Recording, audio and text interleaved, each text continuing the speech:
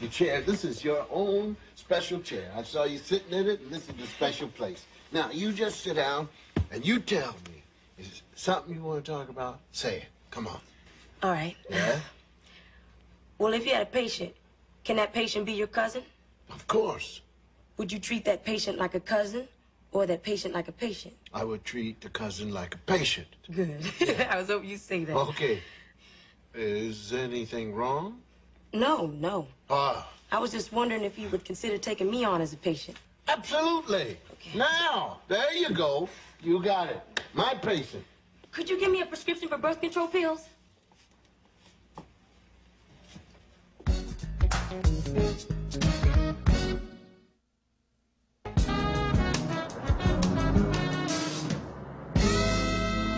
Cousin Cliff, just forget I mentioned any birth control pills. I don't know what got into me coming that. Forget I was even here. Pam? Yes, sir. You know, when we talked, I told you, I said you could come to me for anything, and you did exactly that. And one of these days, I'll forgive you for that.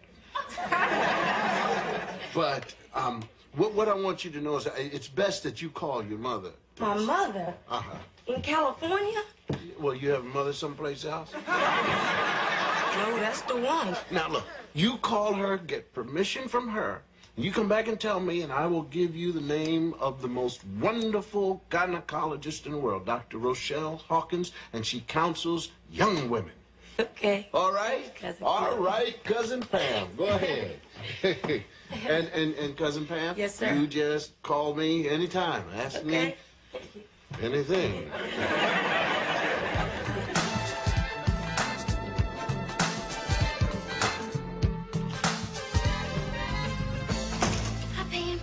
Hey. Did you talk to your mother yet? No, I'm not sure what to say. Pam, whatever happened to that pact we made? I mean, we were gonna wait until we fell in love. I think I am in love. Don't you think you're in love with Lance? In love? Honey, right now, we kind of on the borderline between intense affection and get out of my life. Sly gets on my nerves, too, sometimes. Come on, man, I'm playing a little of this ping pong, boy. Look at him. He knows I'm here because he begged me to come, but now he's with his homies, and he wants to show them I have to come to him. They're always trying to prove something. It starts when they're little, challenging each other to eat things like worms and bugs, holding their breath to see who can pass out first. They're so unnatural. Mustard! Now look at him, profiling, showing off for me. Nice going, baby cake. And we just feed into it. They got us coming and going. I mean, why do we stay here and put up with it? Because they look good and talk sweet. Please, let's just stop talking about boys. It always gets me so agitated. Okay, you're right. Let's stop. Oh, look at Lance. That boy is just too cute. Lance!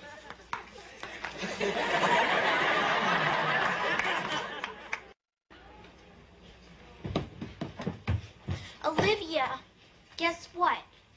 I just found my new leg warmers all balled up under your bed. I didn't do it. Then who did? Dwayne. Olivia, there is no Dwayne. Yes, there is, and he's very sorry. Olivia, Dwayne can't be sorry. Because invisible dogs aren't sorry. Because there is no such thing as invisible dogs. I know that. I'm no dummy. Then why do you pretend he's there? He gets me stuff. I say he likes to watch me eat ice cream and to give me ice cream. My parents fall for that? Yes. Even Dr. Huxtable has a visible parrot. I believe it. Do you think Dwayne could work for me, too? Sorry, Rudy. He's a one-kid dog.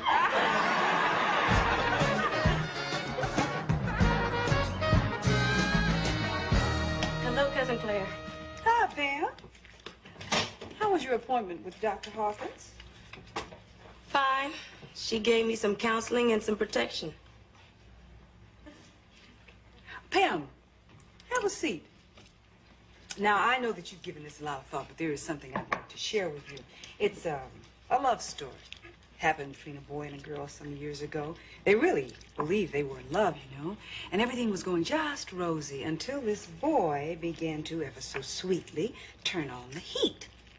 course, he disguised this with things like love poems, carving of initials on trees, that sort of thing. And the girl loved the attention, but she told him, look, this is as far as it goes. And then he came up with the timeless speech. Well, everybody else is doing it. Who wrote that speech? Moses. Probably Adam. Well, anyway, all of this was to no avail. And then in a last act of desperation, he comes to the girl and says, now, look, if you loved me, you would help me get rid of these bumps on my face. But when that didn't work, one evening they went to the movies. The boy turned into an octopus, dear.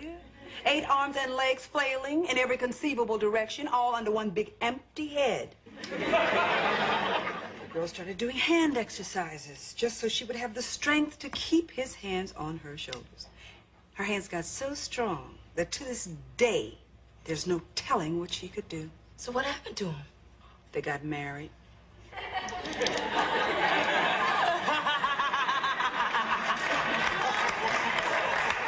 You see, if the man is good, he will understand. It is your decision. Cousin Cliff.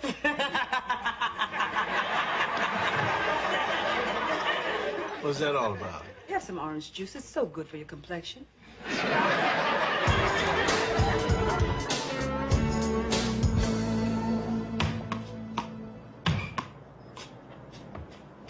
Sly.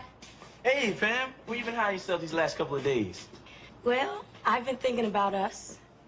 And, I don't see what the harm is if we wait a little while. Why do we have to wait? Well, what's the rush? I mean, I'm not saying until we get married, just until I'm ready. Hey, look. If you're not sure about this, then you're not sure about me. Oh, come on, Sly. Why do you say that? All I know is I love you. And it hurts to know that you don't feel the same way. You know I love you. Hey, I hear the words. That's about it. You don't think I mean it? Okay, if I didn't mean it, why would I go to the doctors and get these? Oh. Happy now? Yeah, well, it's just that I thought that you'd, take care of this kind of stuff. I am taking care of it. No, I mean, I thought you'd get some of those pills. Oh, well, my doctor said that these are better for all around, you know what I mean? What doctor? The gynecologist that Dr. Huxtable recommended.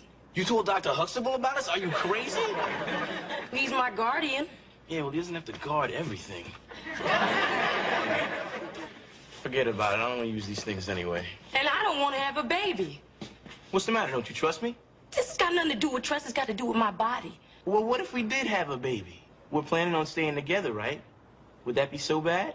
We can't afford a baby. Hey, I've worked before. I'll get another job. Slide, that was part-time. There is no such thing as a part-time baby. Besides, I mean, we're only in high school. We don't even know how we're going to feel about each other in a year or so. At least now I know where I stand. Nothing's changed. Except you.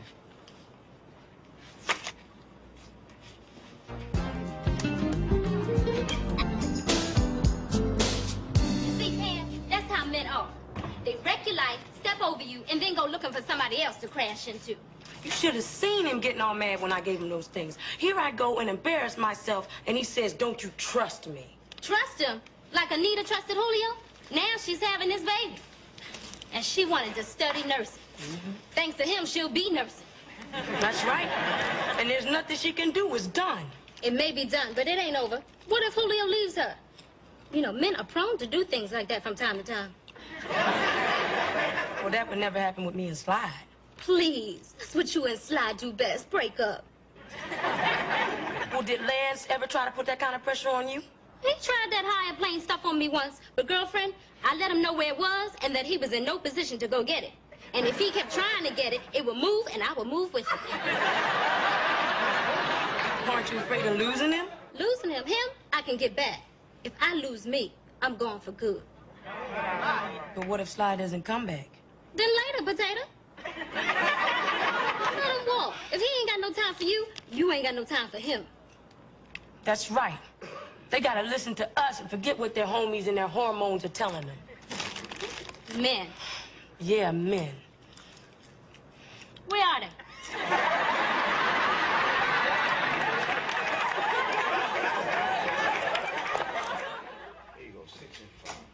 Hey, guys, listen to this, right?